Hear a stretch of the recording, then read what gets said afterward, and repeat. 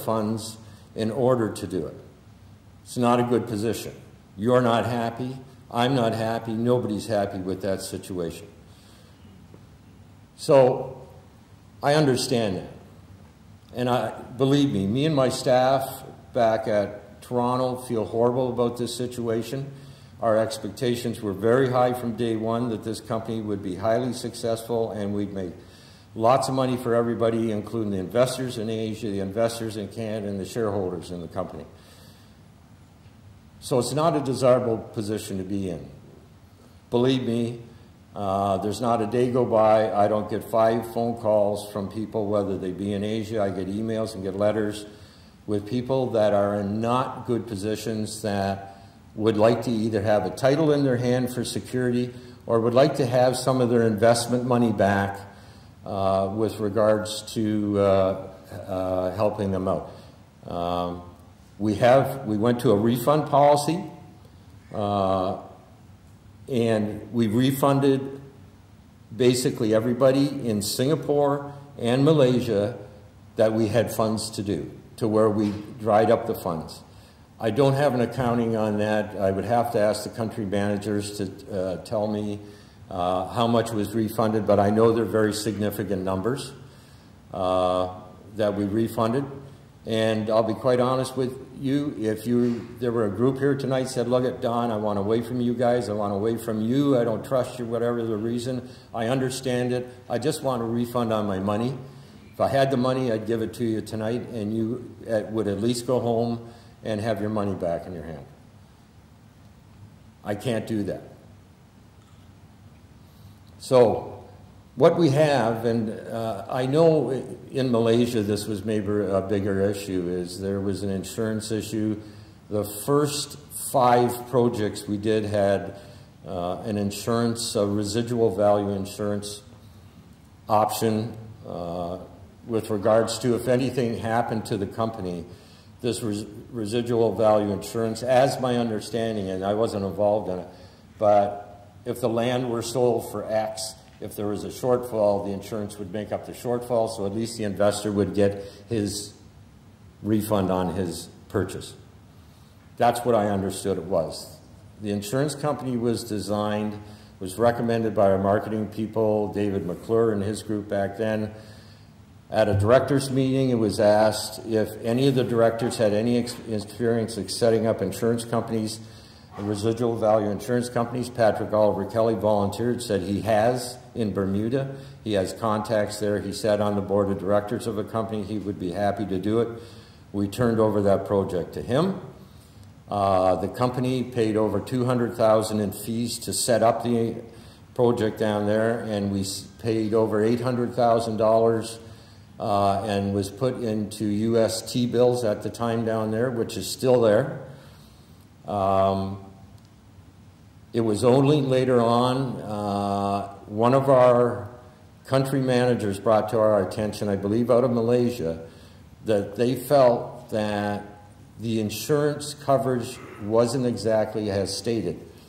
I had asked Von Miner and the people over here what they meant by that.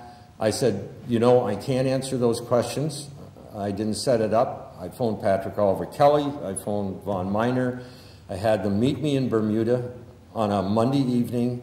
I'd set up a meeting with IFM and Ubermine Fide, the manager and the insurance company, along with our lawyer that was hired by Patrick, and met with them. I met with their chairman in their conference room. I had some very pointed questions as to questions that were given to me, feedback from our Malaysian investors at the time, or our agents. The meeting very quickly turned very defensive on the insurance company's part. I said, I'm not very happy with what I'm hearing. I'm not very happy with the way this was set up, because I think it was set up and portrayed as one thing when it was another thing. And I said, I want an insurance expert, independent from you people, to come in and analyze it and if it's not as what we were told we were getting from you people, I want our $800,000 back and put into a new insurance company that'll give us the coverage. They denied that. They denied access by our independent, a person whose name was Ron Poole out of Canada, an insurance adjuster. They denied giving us our money back. I fired our lawyer that day. I told Patrick Oliver Kelly he was no longer going to be retained as director of that company down in Bermuda. And I put Vaughn Miner in charge. To that effect, Vaughn went there. On one trip, he took Mike Yap, our vice president from Asia, down there to try to fix this and come to a resolution. I can tell you at this particular point in time that there is pending litigation. We hired a new lawyer down there who was, came out of the bar in Calgary, and she moved to a firm in Bermuda, and she's handling that case. I think we have a very good case to proceed with at least trying to get our money back, but more than that, I feel there were indiscretions made down there that people are going to have to answer for. My particular problem at this time is that it's a significant legal bill to take this case into a Bermuda court. And I've held off doing that because lawyers don't work for free. They want a rather large retainer to go in and start this. So that is on hold. That's all I can tell you about the insurance. So if anybody thinks you have insurance, I can't sit here today and tell you you have insurance. I do not know. I don't have a resolution to this, but I can tell you as soon as the company gets back on a positive footing, the first thing we're going to dedicate money to is A, getting our $800,000 back, and putting that money into an insurance company that will set up the proper insurance for the first 5 projects that were sold. We did not sell insurance or provide insurance on the last 7 UDI projects. So some of you don't even have it. It's not, insurance is included. The first 5 were included. So that's the state of the company. I think, you know, I want to be positive about all this, but I want to give you the facts. And I don't want to sugarcoat it. And I want you people to be realistic like this. I'm 100% positive. I'm not here on a popularity contest.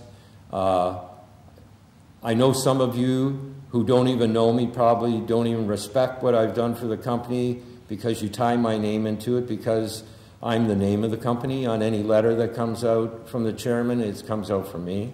I understand that. I understand that some of you would love to tear a strip off me because we haven't managed your money in a proper sense. I completely understand all that, and believe me, I've been hearing about it for the last 5-6 months, and deservedly so.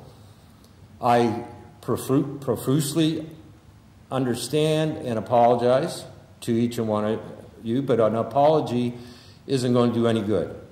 I have to have my nose to the grindstone. I have to have the best experts we can have, which we now have. Designing, I negotiate personally with every equity partner that we have in Canada and have a personal relationship with them, and a successful one. I'm not involved with the new structure on the other side because I felt it was important for people that have lost faith in Edgeworth and lost faith in the management of Edgeworth and myself. I felt it was important that the new structure was independent of Edgeworth.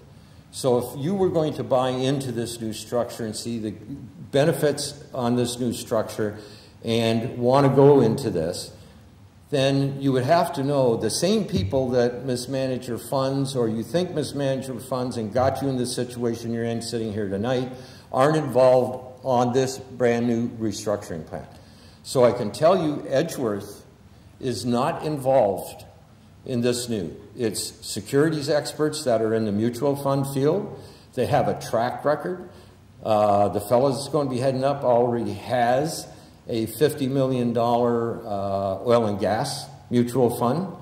There will be 2 mutual fund trusts, one of $250 million internationally for Europe and Asia, and there will be, I believe, a $200 million investment fund for Canada. Basically, it's set up that way that there's one fund for Canadians, and there's one fund for the rest of the world to invest in. And the reason we didn't set up one fund in Canada is that if European and South American, whoever the investors are, bought into the Canadian one, there are severe tax consequences for them.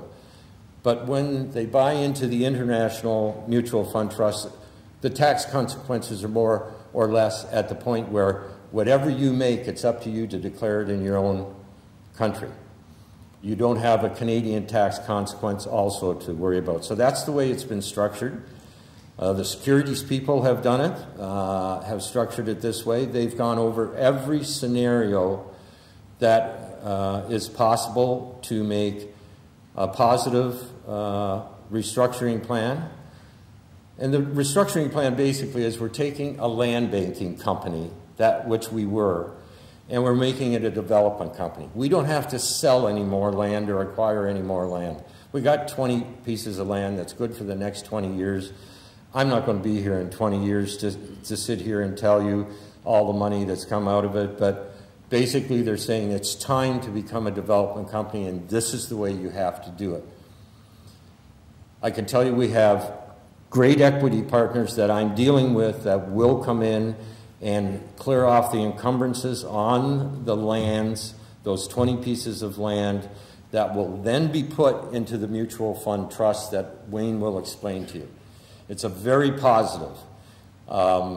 So I think the best thing I can do now, because I don't know who has questions and doesn't have questions, but before we go on to Wayne's presentation, there may be people that I haven't covered off a specific with regards to Edgeworth. They would like to ask a question.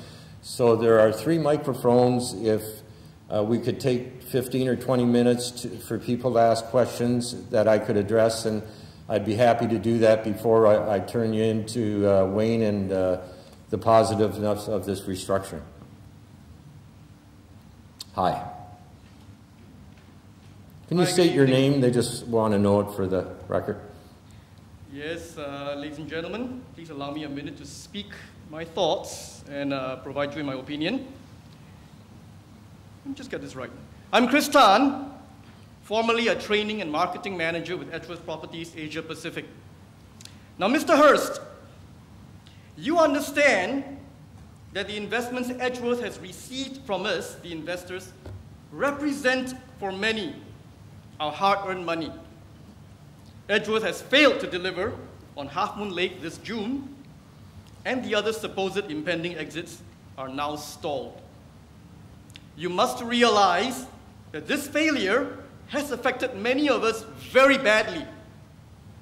I personally know of people with wedding plans, plans to purchase homes, children's education, retirement plans, all negatively impacted.